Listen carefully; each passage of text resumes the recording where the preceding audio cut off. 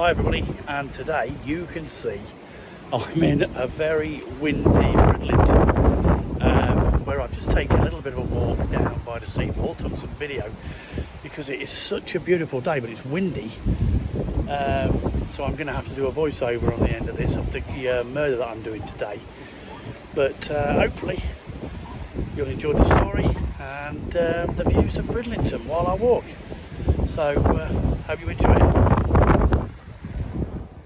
Hi everyone, and welcome to Murder at Bedtime.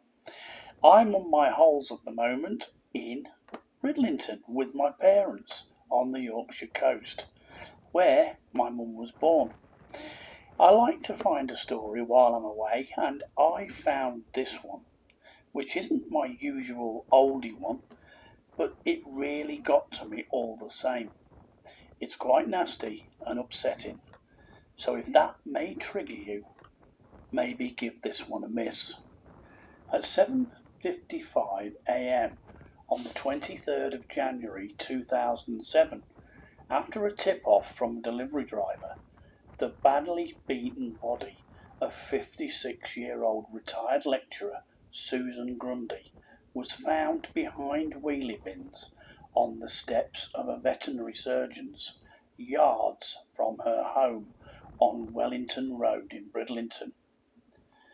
When identified by her stepdaughter Rebecca, who had known Susan for 23 years, she struggled to identify her, so severe were her head injuries. She had been beaten, then stamped on up to 20 times on her head, face and neck. She had then been sexually assaulted and robbed and then left for dead. She had a fractured skull, jaw fractures, displaced teeth, a broken nose and broken cheekbone, and had extensive bruising to her stomach area. Susan was said by everybody to be a kind, caring lady who helped people with their gardens and was the carer for an infirm neighbour. Her and her husband David moved to Bridlington from Bradford in 2002, hoping for a better life. Susan had been working for West Yorkshire Ambulance Service and trained and lectured in first aid at Bradford College. And her husband had been an art teacher. But sadly, David died of cancer, aged just 63 years old, 2 years after they moved to Bridlington. Although depressed, Susan had soldiered on and eventually started seeing friends socially again, mostly at the Prior John on the promenade in Bridlington.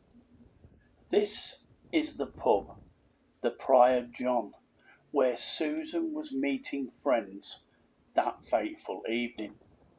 She was in fantastically high spirits after at last finding a buyer for her house and was celebrating being able to downsize the house she had on Wellington Road, being way too big now that David had died. So she was in great spirits when at around about midnight she left the pub to walk back home, not knowing of the evil that she would encounter just a few minutes later. On that night, Susan crossed the road from the Prior John and walked down the promenade and turned left into this road, Lansdowne Road, unaware that she was being followed. That person was a 31-year-old, 14-stone bully, high on prescription drugs and alcohol. He followed her down the dark streets of Bridlington, demanding a cigarette from her, but Susan stood her ground, refusing to give in to him. Unfortunately, like all bullies, he couldn't handle this. So he beat her to death and sexually assaulted, then robbed her, and walked back into town to spend the £50 note he had just taken from Susan's handbag in the Harbour Light bar. The bar he had been scrounging drinks from earlier in that evening, complaining that he was skint, and was now so flushed with cash he could buy rounds of shots for his cronies. So, who is this very dangerous man? Well, his name was Stephen Browning. He was 31 years old, born in Dewsbury, but had moved to Bridlington 12 years before. He married his wife in 2001 and set up home in Liversedge with her daughter. In 2002, Browning attacked his wife and stepdaughter, and he was jailed for actual bodily harm. Mrs. Browning then left him. In December 2005, he began a relationship with another woman called Wendy, a divorced mother of two. On March 26, 2006, he punched her, causing 2 black eyes. Then, on August the 7th of that year, he got drunk, grabbed her by the hair, and smashed her head through a glass panel and punched her. She managed to escape and hid in a women's refuge. For this attack, Browning was jailed for 4 months. He was released on January the 9th, where he got drunk and ended up being held in a cell overnight for breach of the peace and obstructing a police officer. After his release, he returned to Bridlington to live with his parents. On January the 22nd, 2007, Browning was in the Harbour Light pub in Bridlington, high on other people's prescription drugs, scrounging drinks and complaining of being skint. Witnesses said he left the pub around 11 p.m, but returned later flush with cash and down in shots. He then went to a friend's flat for more drinks, leaving behind a pendant and chain he had stolen from Susan. He then made his way home to his parents' house, threatening to cut a man's head off on the way. When he got home, he put his clothes in the laundry basket. When CCTV footage was released of the man in the distinctive white jacket stalking poor Susan from street to street, his own father, recognising his son, rang the police himself.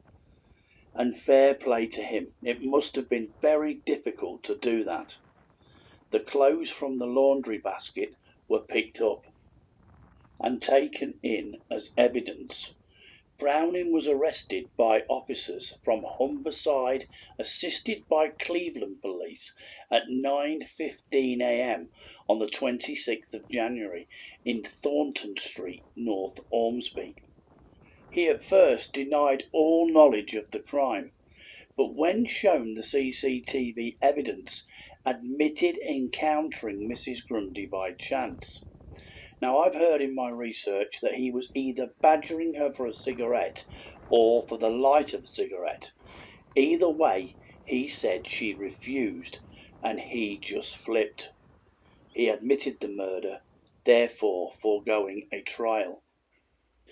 At the sentencing, the judge, Mr. Justice McKinnon, said Browning followed Mrs. Grundy that night intent on robbery or sexual assault.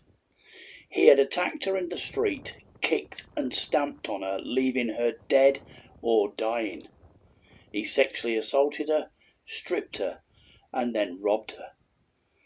This was a powerful and vicious attack on a wholly innocent and defenceless woman. He jailed Browning for life, telling him he must serve at least 25 years until he is even considered for parole. He would stay behind bars while he was considered a public danger and would be on prison licence for the rest of his life. After the sentencing at Bradford Crown Court, Detective Chief Inspector Christine Kelk said Mrs. Grundy sustained some of the most violent injuries she had ever seen. She added, Stephen Browning is a vicious and sadistic bully, and it is right that he spends the best part of his life in prison. In 2014, Browning was once again in the news when Leeds Crown Court heard that on June the 4th of that year, while serving his sentence in Wakefield prison, when he kicked another prisoner, Andrew Bradwell, in the face, breaking his jaw in 2 places. He was wearing steel toe-cap boots at the time. I know, it beggars belief. This is a man who is in prison because he kicks and stamps on people. So what did Andrew Bradwell do to deserve this treatment? Well, Browning stole a pouch of his tobacco and didn't like it when Bradwell complained. Anyway, Bradwell had to have surgery and Browning got 20 months on top of his 25 years. So you might be thinking that Browning will be eligible for parole about 2033. Well, no, because as I got to nearly finishing my research, I found this. On the 3rd of August 2018, at 5:43 a.m, a prison officer doing his rounds checked Browning's cell at HMP Leeds and found him lying on the floor. The officer summoned another officer and they found Browning unresponsive with no pulse and cold and stiff. A nurse was called and she confirmed he had been dead for some hours and paramedics pronounced him dead at 6:03 a.m. An autopsy found that he had died from the toxic effects of illicit drugs, which somehow he had managed to get hold of, even in prison. Apparently, Browning was a very troublesome prisoner who spent a lot of time in segregation and tried to end his own life on numerous occasions. Now, it's hard to feel any sympathy for him, but somewhere, there was a mother, a father, and a sister grieving for him. But this story is about Susan Grundy, a kind, caring lady just starting an exciting new chapter in her life after some tough times. She didn't deserve to bump into a drug and alcohol-fueled sadistic killer and be treated like that. Rest in peace, Susan Grundy.